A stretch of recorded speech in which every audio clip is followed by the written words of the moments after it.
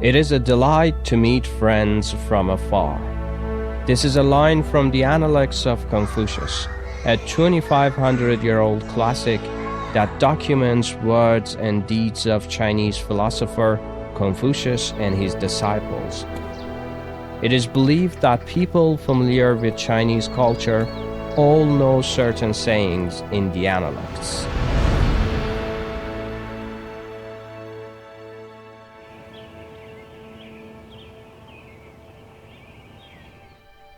Today, I'm in Qufu, in East China's Shandong province, the birthplace of Confucius and Confucian culture.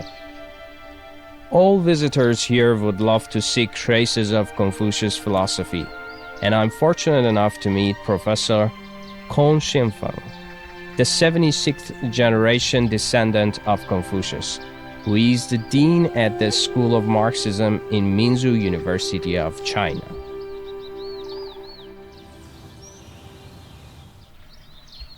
Professor Kong, I was wondering, as the 76th generation and descendant of Confucius, what is your take on Confucius and his role in passing on the Chinese civilization? For me, Confucius was not only a forerunner in Chinese civilization, but also an ancestor in blood kinship. I think Confucius was the greatest teacher for we Chinese people. We called him 万世师表. And you know, Chinese people today, our thinking, our behavioring were deeply influenced by the teachings of Confucius. For example, governing by virtue and ceaselessly pursuing self-improvement, and all these Asian things, I think they influence us much in Chinese people, in Chinese way of life. Professor Kong, I was wondering that Chinese civilization existed for 5,000 years. Yes. Almost unparalleled with any other civilization in the history of the world. I was wondering, what's your take on the continuity of Chinese civilization? Can you use chopsticks? I try my best. I try my best. Oh, okay. Yeah. When we use chopsticks, we have many etiquette rules concerning do's and don'ts from the old times transcending to contemporary life. I think you should not use your chopstick before the elders, the senior members around the table. You should not using your chopstick to tap on displays.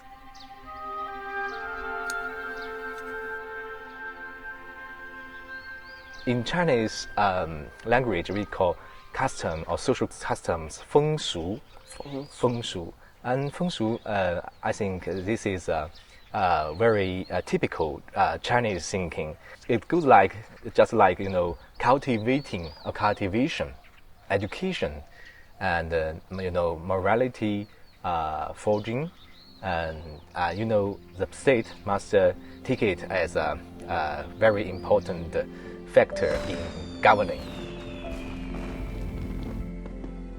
Because customs and politics have very strong links between each other. If the customs are not good enough, I think even good institutions, good laws could not be enforced. I think the continuity of Chinese civilization may be understood both in spatial and in temporal elements or dimensions. Chinese characters also play a very important role. Every dynasty has a consciousness to write history. There are so many of them,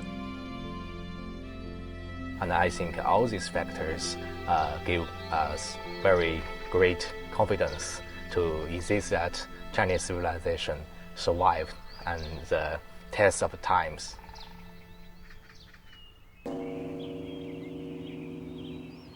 This is the renowned 13 steel pavilions in the Temple of Confucius in Qufu. It features 2 pavilions from the Jin dynasty, 2 from the Yuan dynasty, and 9 from the Qing dynasty. Most of the inscriptions we see here are texts to honor and commemorate Confucius by his followers and officials. at different times. Some are records of temple renovations. The texts are inscribed in traditional Chinese characters and Fasba scripts, which was Mongolian writings in the Yuan dynasty, and Manchu scripts. The scripts are carved in different languages, shows the fact that Confucius has been revered by the whole Chinese nation from the earliest period of time, and respect for Confucianism has always been the same. This way, please. Since then, rulers in China, despite their ethnic origins or background, would be committed to the establishment of a unified Chinese nation and a legitimate Chinese culture.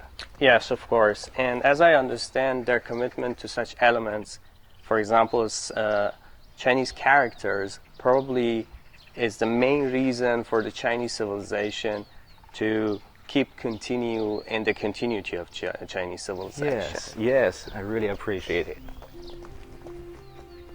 Over the long run of history, the unity of Chinese history has been elevated and strengthened to new heights.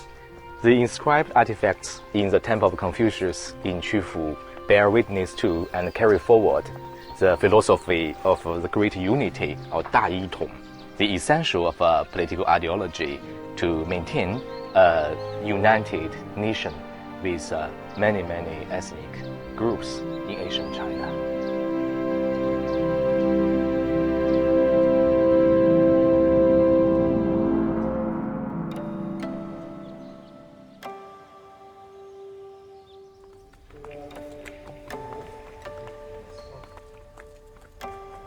Mr. Mahia, I have heard that you have spent almost 8 years in China. What is your impression to contemporary China?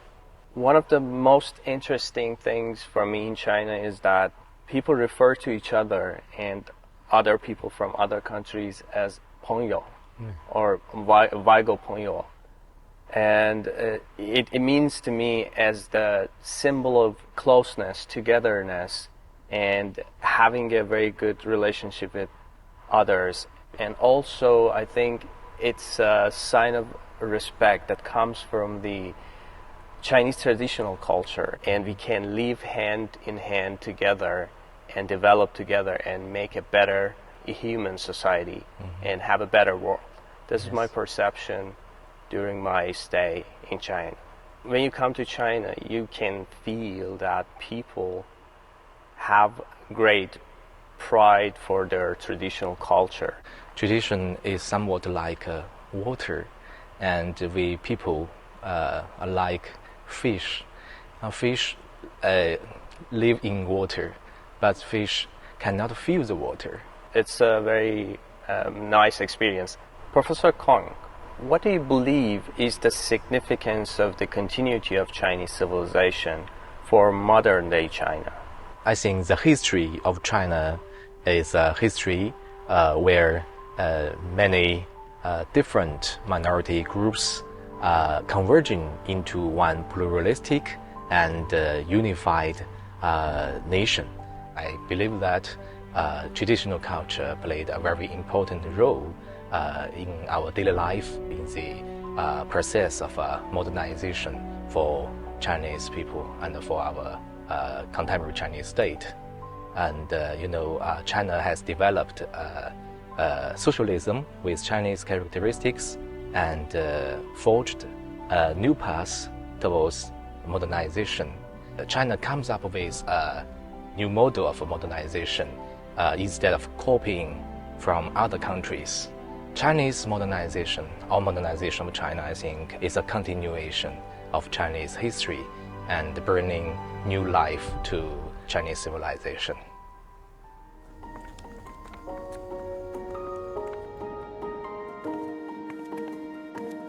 It is the modernization of common prosperity for all, inspired by the Asian political idea.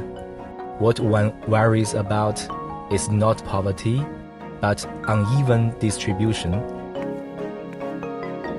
It is the modernization of harmony between human and nature, inspired by the Asian wisdom. unity of heaven and humanity.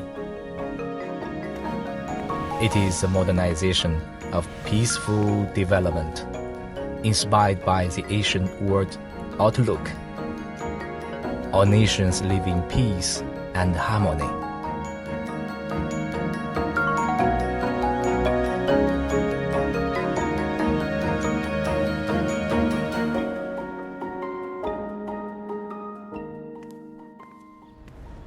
Different perspectives and horizons lead to different perceptions of the world. It is impossible to understand China's past and present, let alone its future, if we ignore its long-standing history and continuity.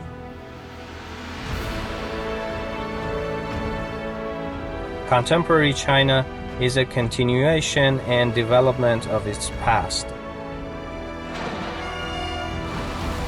Understanding the continuity of Chinese civilization is the very first step to understanding a real China.